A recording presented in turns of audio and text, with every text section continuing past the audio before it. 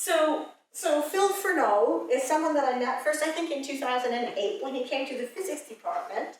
He was looking for a secondment via the Institute of Physics to work in the physics department doing outreach with us, outreach to schools. And I admit my first thought was, well, that's just going to cost me extra work. But anyway, as it turned out, Phil has always been brilliant. And I suppose since then, Phil has done a lot of other things. He's done lots of outreach to schools with us through the physics department. He's helped us with our admissions. But in addition to that, Phil has also put on teacher training and professional development days for teachers through the physics department in some cases. And he's done all kinds of things. But I think that the main thing that people need to know about Phil is that he's actually magic, because he seems to have this, he is just an artesian well of optimism and enthusiasm and of creativity and cool ideas, and that attracts funding. So he's also an artesian well of being able to get funding for stuff, even when there are those of us who think, yeah, that's never going to work. And so that is Phil, and that's why I'm really pleased to help him with this. And now that he's tackling the climate emergency, things are going to get better. That's wonderful, thank you. So I've got to live up with this. So for my first trip, I'm going to put a hand out to Mike. So thank you very much for that introduction. So thank you for everybody for coming. It's been so wonderful to have so many people here. Good job you've got all these seats. Very good. So, Brampton to Zero, we're trying to tackle the climate emergency involving reducing our carbon footprint and increasing our resilience to climate change. It's actually, we're concentrating on the resilience part because we find that people are more in tune with the resilience idea rather than the carbon idea. And the reason why we're here today is because you can't improve what you can't measure, and we're calling on Lancaster academics to help us measure the project. Next slide. So who are we? There's 5 founding directors. We've formed a CIC, a community interest company. That means we're non-profit, so we can get funding. We've got 2 associated board members, and we've got 2 more people waiting to join the team. So we've got people wanting to be on board.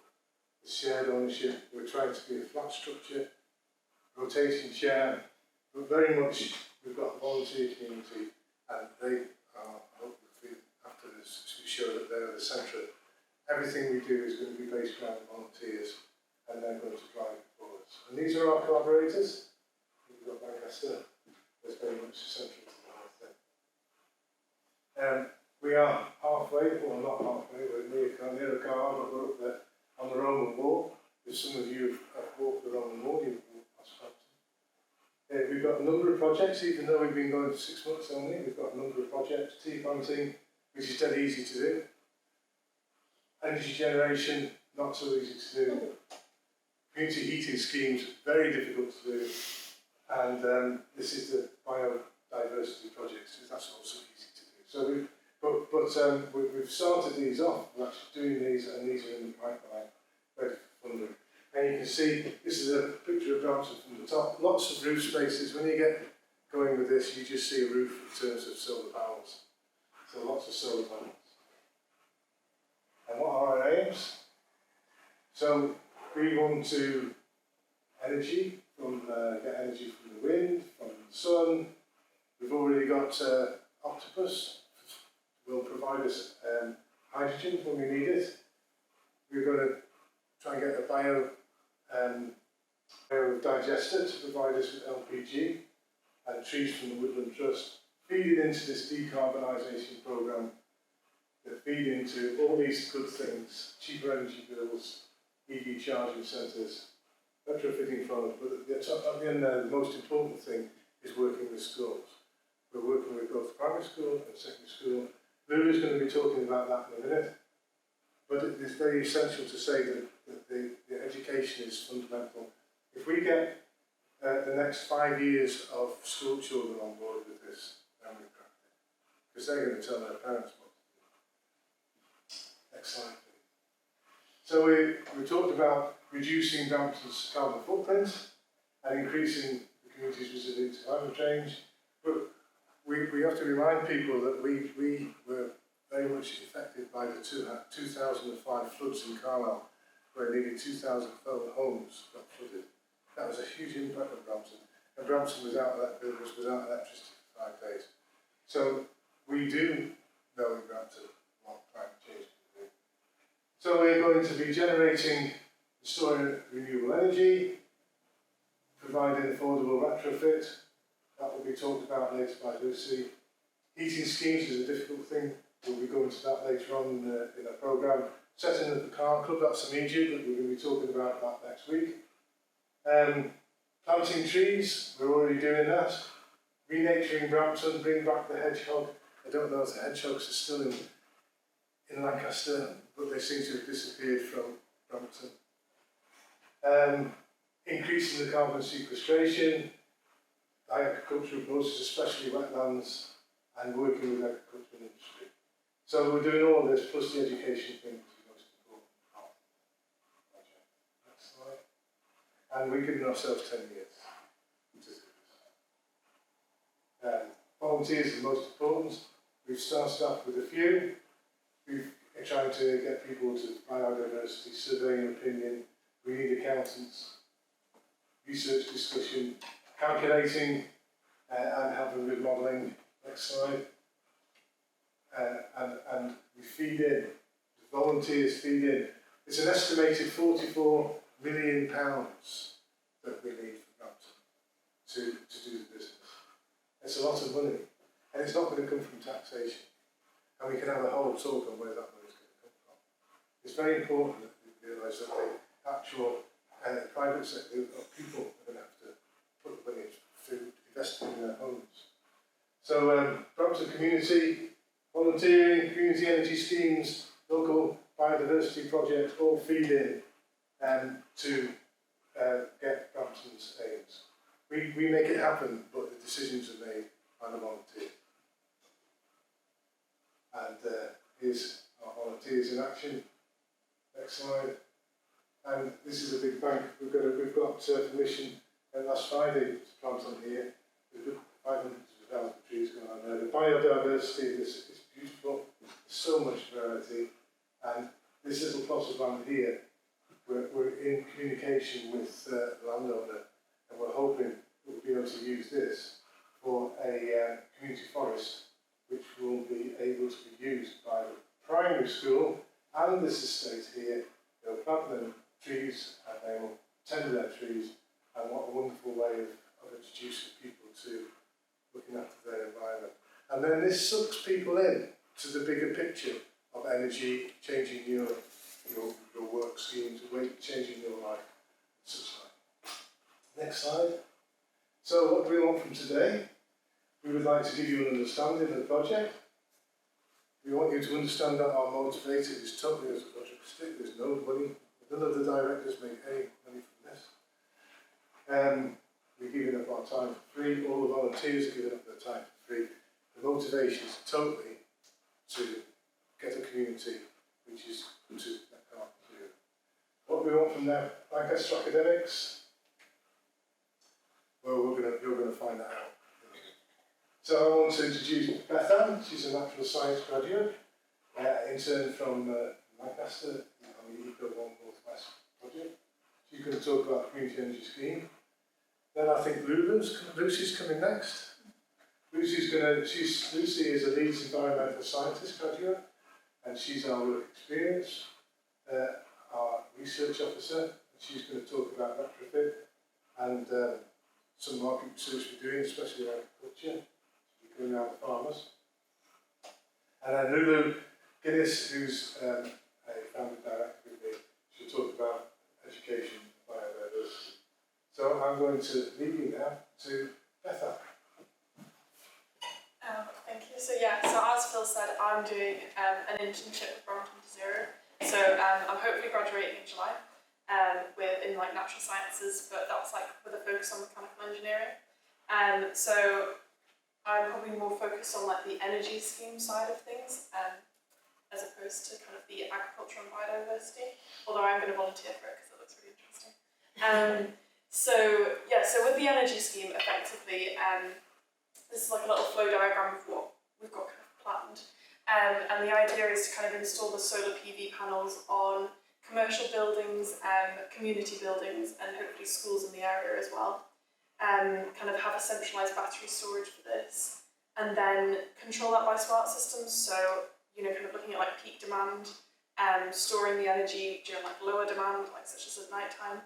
And then this can actually be used to kind of power a car club, which will obviously benefit the residents of Brampton. There are some EV charging points in Brampton at the minute, but they're not rapid, so hopefully provide some of those. And then cheap electricity, so for like the communal buildings and the commercial buildings that they'll be on, hopefully power those buildings as well. And this will obviously help the community reach net zero. So we're working with a company called Scene, who are a social enterprise based in Scotland. And effectively what they do is they consult with communities to develop low carbon projects. So they've done quite a few car clubs and EV charging points before. So that we're working with them at the minute, kind of running from May to September this year. And currently we're in like kind of the data collection point. So for example, the main hub is the community centre. We're going to kind of model the energy usage, like kind of hourly and by month, to look at when peak demand will come and kind of what sort of energy requirements there'll be for that as well. And then obviously off that we can then say, okay, and how much extra energy will be needed for the charging points, which will be based at the community centre. So my role is largely to help Scene with this feasibility study. And at the minute that's, as I said, focusing on modelling the energy usage of the community centre. And there's just kind of an academic research paper on multi-vector community energy systems. A bit of research has been done behind it already. And then also kind of a bit like of the other stuff, so kind of help with the general running, stuff like this, organising volunteer days, and obviously I'm going to gain some pretty good skills, project and time management skills, and then also hopefully the technical skills from working with the community energy scheme. So just a bit more on that. So on the far left is the industrial estate, where Phil's already kind of talked to people who own buildings there in terms of installing solar PV onto their roofs, because obviously they get cheaper electricity, it's far more renewable, and then any additional energy can be sold back to the grid, so it can actually be then the profits can be fed back into the company or the social enterprise. And then the second one in, you've got the secondary school, and then the third one in, you've got the community centre, and then the primary school. So you can see quite a nice amount of roof space from this picture as well. So that's kind of the plan, and obviously there's kind of other buildings as well that we could possibly look to expand to in the future. I've kind of talked through most of these, but effectively just using the roofs to install solar PV panels, and then some of them we've got issues with, some of the roofs aren't suitable for PV panels at the minute. So Phil's looking into possibly making more space by using an additional structure on top of the community centre roof. This will be used to power not only the community centre but also a fleet of electric vehicles, and then obviously excess energy can be sold back to the grid. So that's the idea behind the community energy scheme. And now Luli's going to go into. Phil invited me to be on the board of Brampton to Zero, I think about a year ago, and I'm just amazed by how much he's got done in the last six months since, well, you've been driving it, lots of enthusiasm, and artesian well.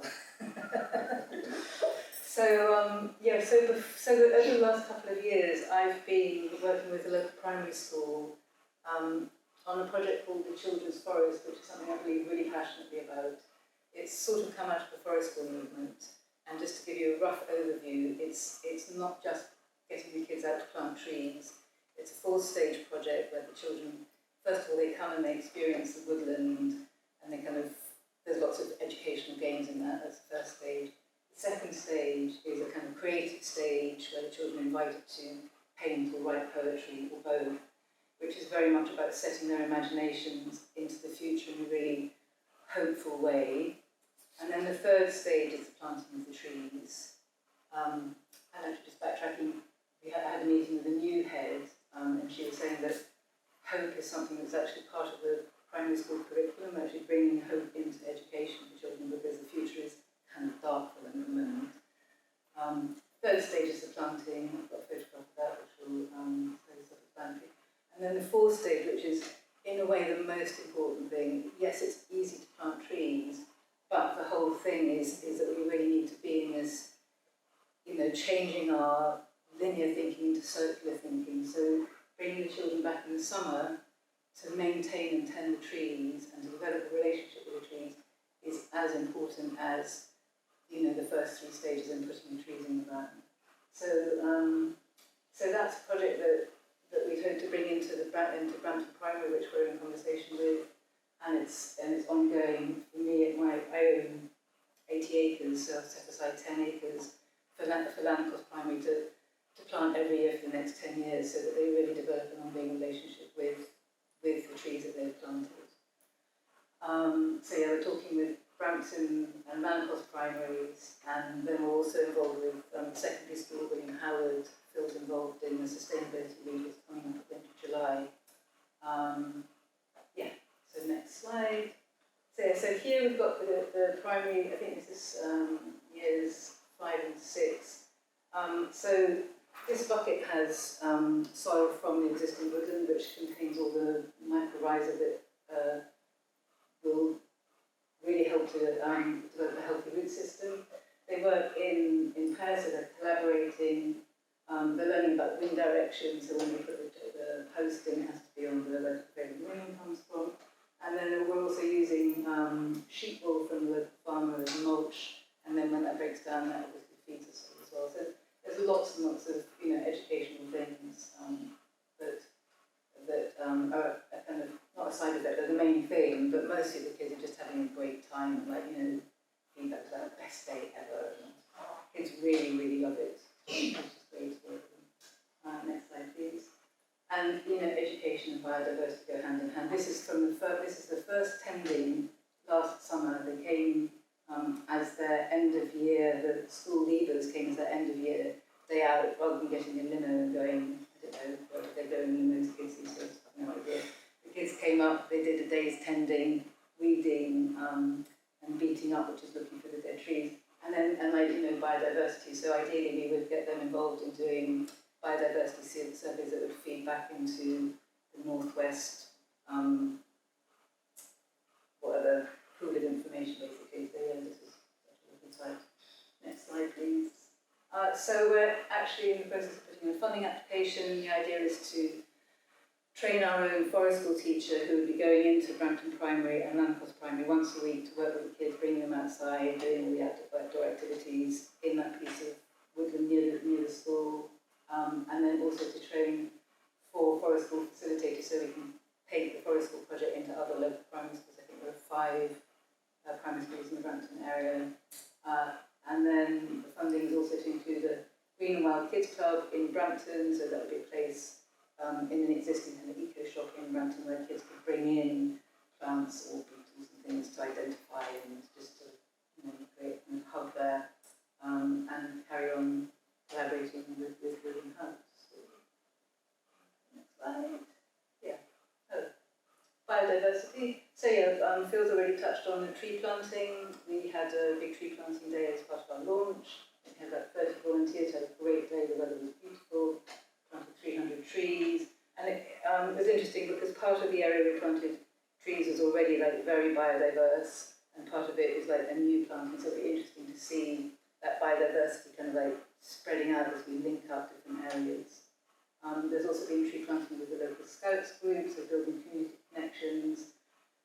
There's a piece of wetlands that's protected and birch trees which seed in there need to be weeded, so we've been lifting those. And we were also involved in Get Cumbria Buzzing, which was putting pollinators, so they were again a community project with volunteers putting planting wildflower plants. Enthusiastic volunteers.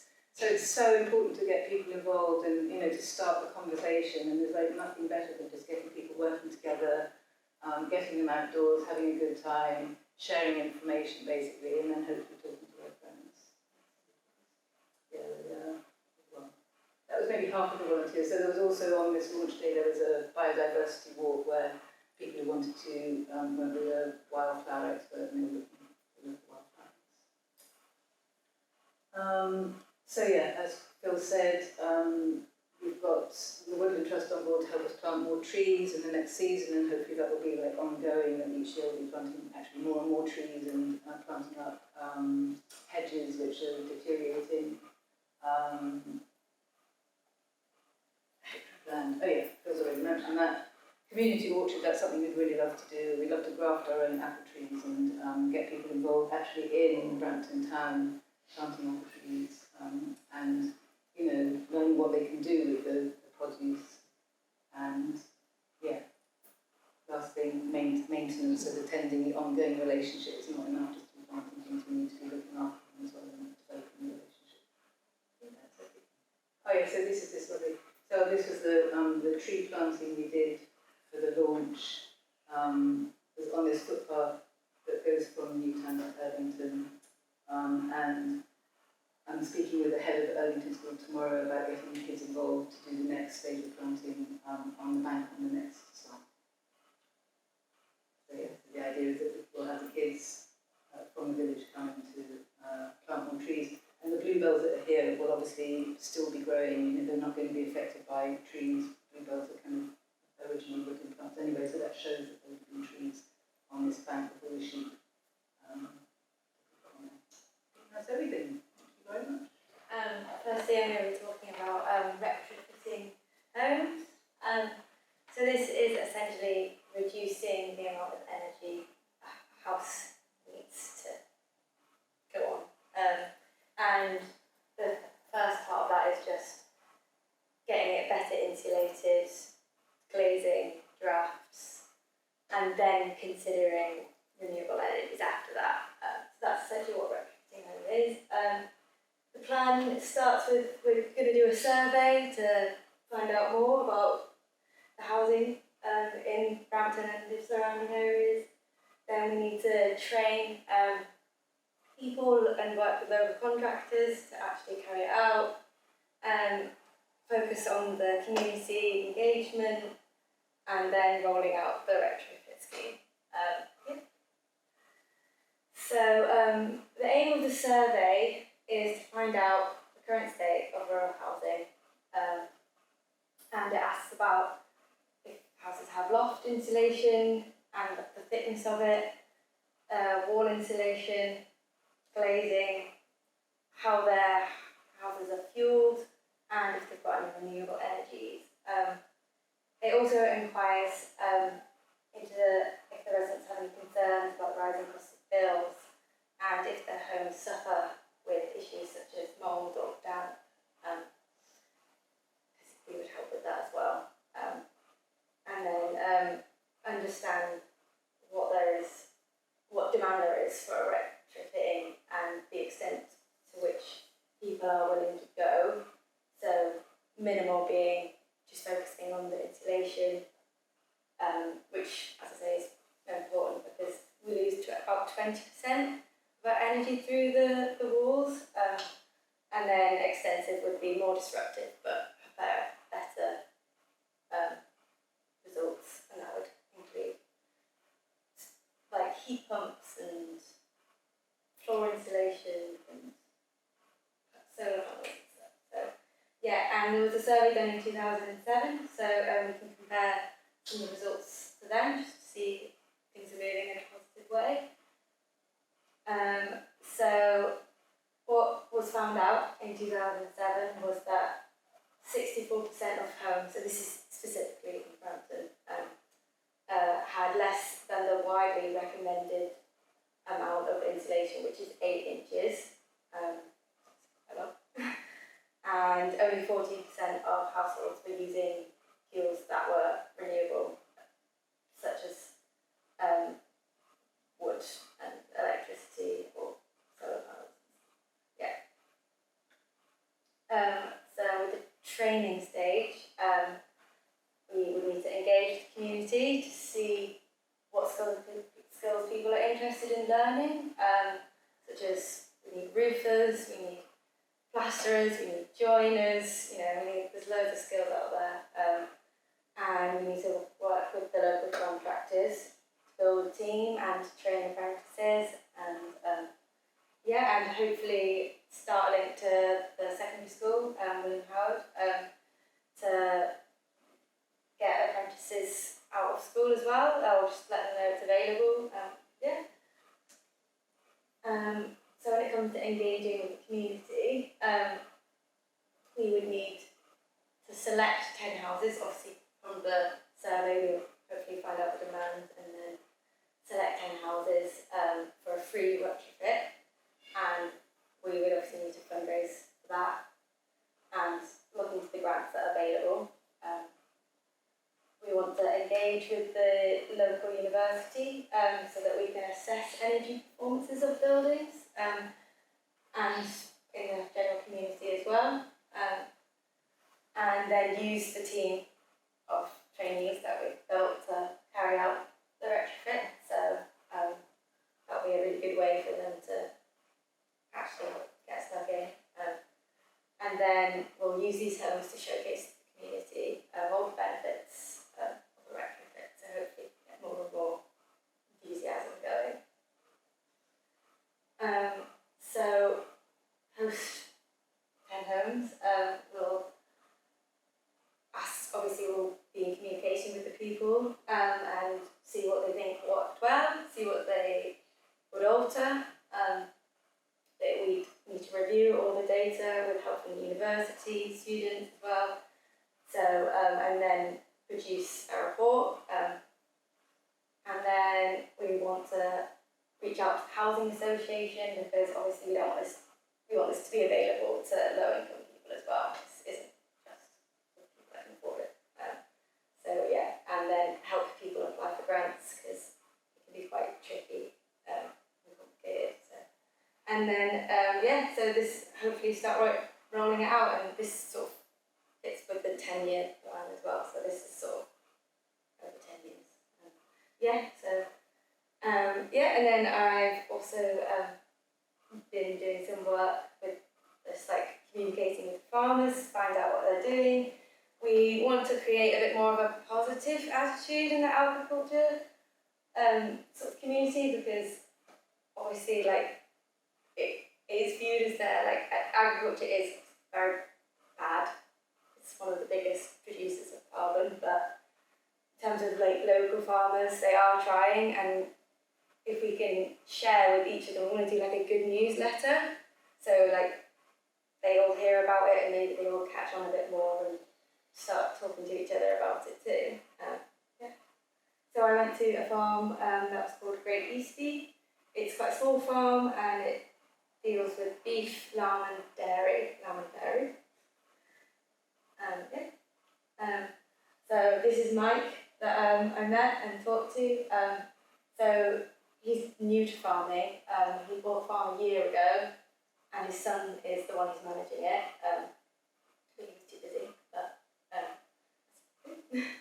and they are actually currently not using chemical fertilizer. They're using manure from cows. This is actually because they can't afford the fertilizer. So that's the best reasons, but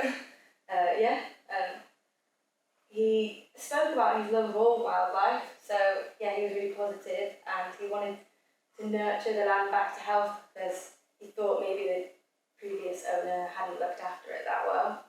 So he was really positive, and he wants to he was interested to hear about the grants, but noted that they're really complicated and time consuming.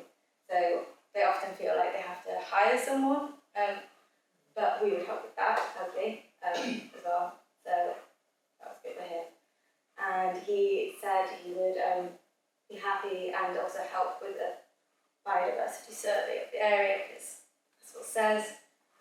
You can't, you need to measure. What was it? You can't know what you don't measure. You can't improve. You can't improve if you don't measure. So yeah, we need to see the progress of the biodiversity, see what difference we're making.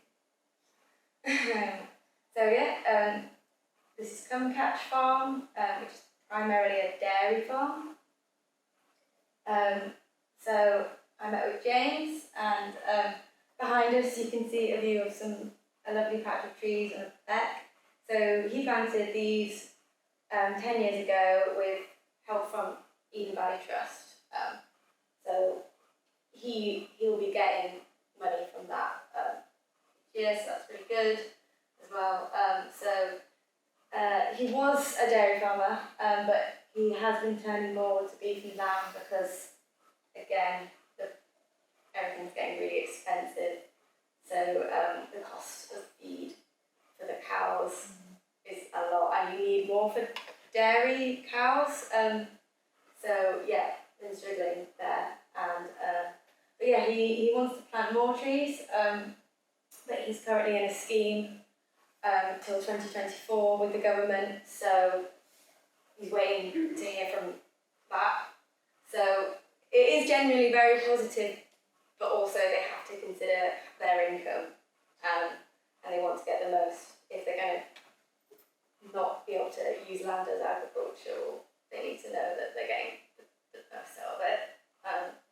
And yeah, he mentioned he has these springs that he wanted to fence off and create as wildlife hotspots, so we were obviously very excited by that and said we'd help him and get grants for that as well. But yeah, he was concerned about food shortages as well. So obviously using chemical-free fertiliser doesn't get as big as it yields, and he was a bit concerned about, because there is a bit more focus on local farming, which is great, but then it's more pressure as well on local farmers. So this is a view over Mr. Bowman's farm.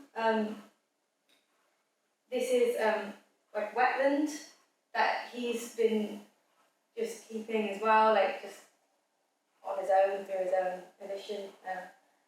And obviously wetlands great for biodiversity, and it sequesters a lot of carbon.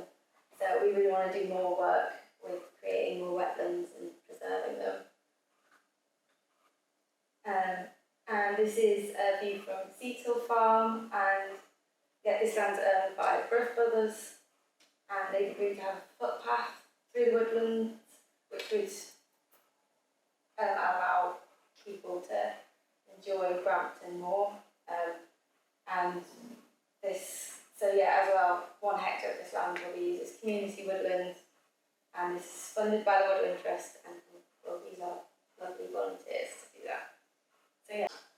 So you can't prove what you can't measure, so we want reliable, objective, accurate measurements. That's what we do. We want to measure Brampton's carbon footprint, we want to measure their attitude to behaviour change, we want to assess support for a car club, we want to assess support for a home retrofit, and how much personal investment is available. Important. People have got to put their own money into this because it's not out there. We need to have a measure of our biodiversity, and we need to have some sort of measure of the farm's performance of carbon sequestration, and that is what we need to measure. You guys have got far more knowledge on the latest technological development, especially with the hydrogen side of things. We've got the data, and we need the academic support to help our volunteers make these performance decisions. We've hopefully shown you it's a community-based project. I hope that we showed you that we're very much involved in education. Beth and Lucy, hugely going to benefit from this.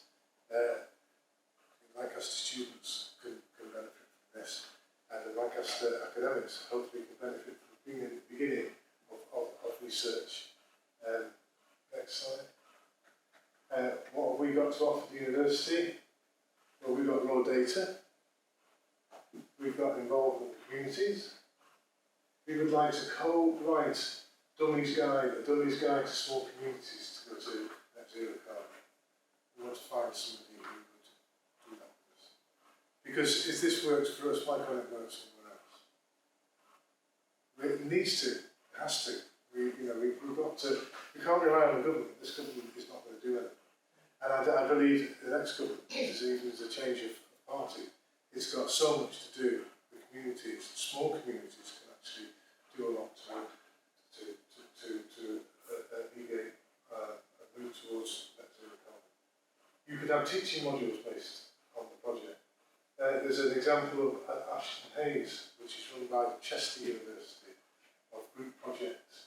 And there's an opportunity for your students and staff for action. There's lots of us who want to do something to mitigate climate change, but we feel powerless and we don't really know what to do. This is Manus' project, so we're already working with Manus on his industrial project. So Manus has allowed us to have one of his projects with the solar panel project to our students to work on a model that can be shown in schools and when we go out and about. So we're already there. This is the Ashton Hayes project, where they have a multidisciplinary group of people, students going out and working on a problem. So there's no reason why Lancaster couldn't do that. Especially with the business case, it's the entrepreneurship. It's all about making money. And we have no idea how to make money. You guys have got the models, you could really help us. But most of all, we need you. Together we can do great things, and as Laura said at the beginning, maybe we can do some magic. Thank you, Laura, for introducing us. Thank you for listening. Thank you for Lulu and Lucy and Bethan for joining me with this. And maybe we can be back next year with a slightly bigger audience. Well, we need to recover the ones that are online somewhere. We'll get that. Lost in cyberspace. We'll get that. So, but we can have a discussion about the whole thing. So.